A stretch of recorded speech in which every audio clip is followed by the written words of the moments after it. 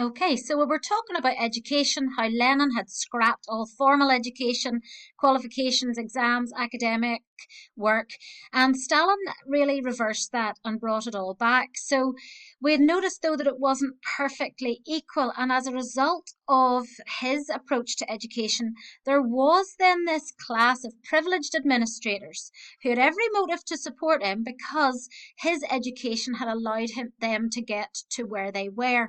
And that meant that this equality in Russia, this equality in the Soviet state that had been created, actually was maybe more of a myth than a reality. So, what we need to think about then is, well, what happens after they've been through normal school? Well, there was a prestigious university at the Academic of Science. This Academy, of Science offered all intellectual areas, including arts, law, and medicine. It wasn't, I know it's called the Academy of Science, but it offered everything. You can see a picture of it here, and it was under government control, so it was really quite censored. It pledged itself to Stalin and so was in keeping with Stalinist values. So, in essence, if you were a professor and you didn't agree with Stalin, you couldn't work here. And we saw that earlier about how some academics just lost out on their job and their opportunity to be creative or to come up with their work because they weren't allowed to practice. Historians ignored genuine research and presented everything as Stalin wanted, and I'm sure you can understand that we think that is pretty sacrilegious for historians to do, but maybe it allowed them to survive, and maybe we shouldn't be too quick to judge. So we will meet this guy here, Lysenko, and he's an example of what happens in this very censored Russia. So Lysenko is a scientist. He's a dud. Okay, but he tells Stalin that he can come up with genetically modified crops that was going to allow better production and better outcome for farmers. It was going to feed the population. And remember, they've had lots of famines in Russia. And so this was going to be something that would fix all of that. Stalin believes him unwaveringly. And even though Lysenko's theories don't work, his crops don't grow better, their output is not improved, Stalin won't leave it. Nobody is allowed to challenge Lysenko, nobody's allowed to disagree because Stalin agrees. And the outcome is that the crop failures lead to even greater famines. And the reality doesn't match the theory, but it doesn't matter because Stalin believes that Lysenko's science is working and it's improving Russia. And so people die as a result of this policy. So you'll also be reading about healthcare in Russia, particularly under Stalin, but there's a comparison with Lenin. And so in 1918, when Lenin was in charge, the aim would have been that they would have had a free health service. That's 30 years before the NHS came in Britain in 1948. So in 1918, Russia was so forward thinking, they thought they would have a free universal health service, a really positive thing. But they never would have had the resources to match it. The civil war made the development of it really difficult. The famine meant it would have been overwhelmed, and Ukraine and Kazakhstan would have been worst hit in that. But the NEP would have provided an economy to support it. Infant mortality dropped, and contagious diseases dropped. And so there was some success in this 1918 prototype, I suppose, for a national health service. There were some improvements. There were increased numbers of doctors and nurses.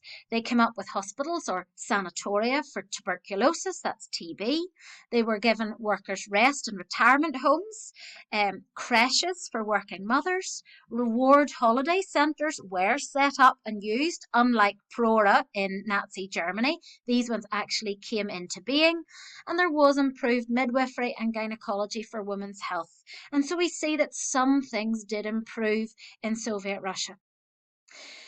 When we look at health, we also think of the factors underpinning it, and in this case, housing, and it's not great. As the big boom happens and lots of people move to the big cities under the industrialization plans that we'll get to see in Stalin's Russia, it's a bit difficult. And we see the same sort of programs happening in Britain during the Victorian industrialization.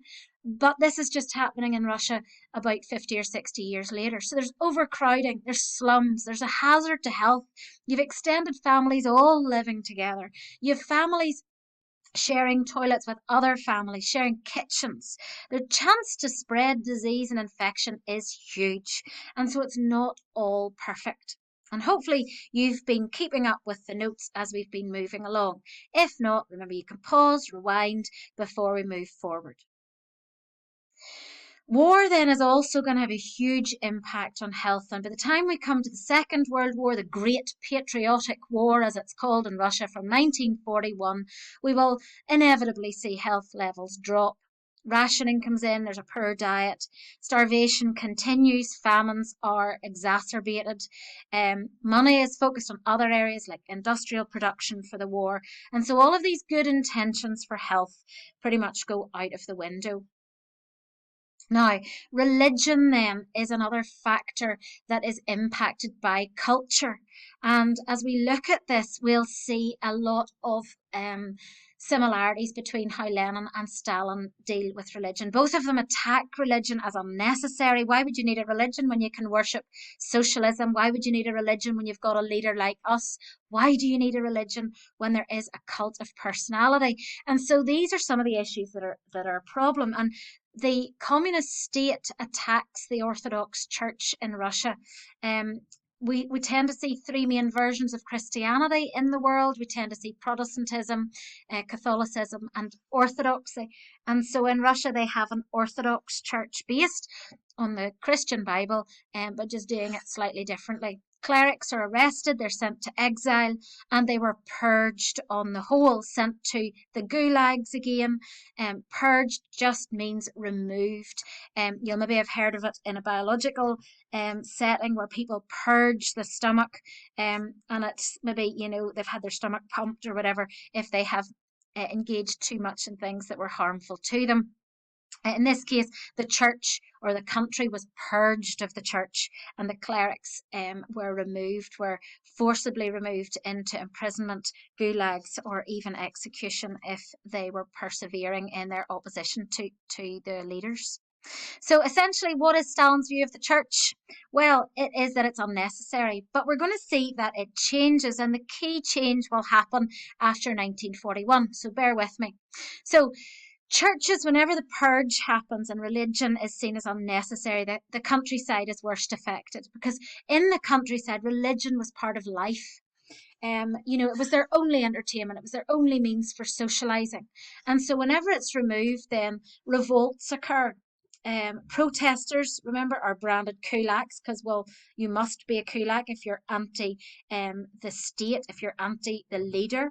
And so they would have been treated as kulaks, would have been under Lenin, they would have been executed and so on.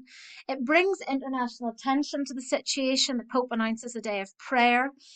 Persecution relaxes a bit, but then we'll see later that under the Great Terror purges, that the church is punished again.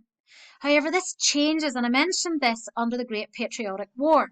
There is respite because Stalin needs the church to lift morale and to strengthen the resolve of the people, both in the countryside and in the towns. People are encouraged to fight against the ungodly, the Nazis. And that will be a way that the church is used as another tool of propaganda. But they respond positively because the persecution of the church is stalled. We see that the church becomes part of Stalin's nomenclature, a wing of his propaganda machine. Now, women then, another really important part of culture. You might say I will say that, but it is in this study as well. And Lenin is that really women were just part of the workforce. They were just like men, and you would think that might bring them equality. Maybe not quite.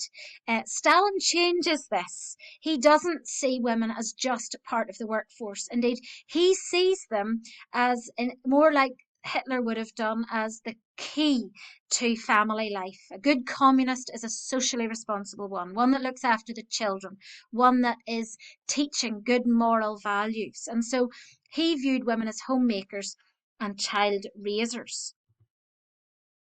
But Stalin was different, and the reason he was different is because Lenin's policy of putting women into work caused for huge social problems. There was illegitimacy, promiscuity. Women were sent to work; their children were left in these Soviet. Uh, Soviet orphanages, really. Women were told to just go out and procreate, never worry about who's going to raise these children, leave that to the state. Um, and again, women were used in essence. It wasn't because either of these leaders were into women's rights or liberty or equality. They were used because in any way that the state needed them. Some women gained status. We'll see Alexandra Kollontai, but it was really rare. And often these women were unmarried, so that they had a freedom to work for the state. We'll see that again, like in Germany, they became essential to the workforce. So many men had gone to war, died in the war, that by 1945, half the Soviet workers were women. And as is nowadays, they take on the dual role. They are working and they are mothers. So they have all these jobs. Again, you might say that I'm a bit biased in that, but it's how we see it.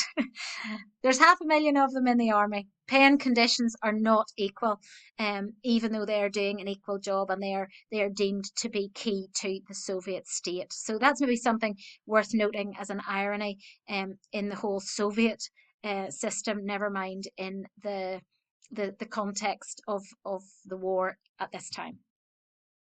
So kids, you'll see that that has been a really quick zap through culture, comparing it between Lenin and Stalin, having a look at it, I suppose, to try and hook it on to what we understand in Germany. And hopefully that really helps you. Take time to make your notes. Really, if you've taken the notes from the video, it should be sufficient as an overview of culture. But you might want to add some other wee bits that you've come across and found interesting in the book. And certainly that is encouraged too. But hopefully that gives you an idea of culture at this time and a nice bridge into Stalin.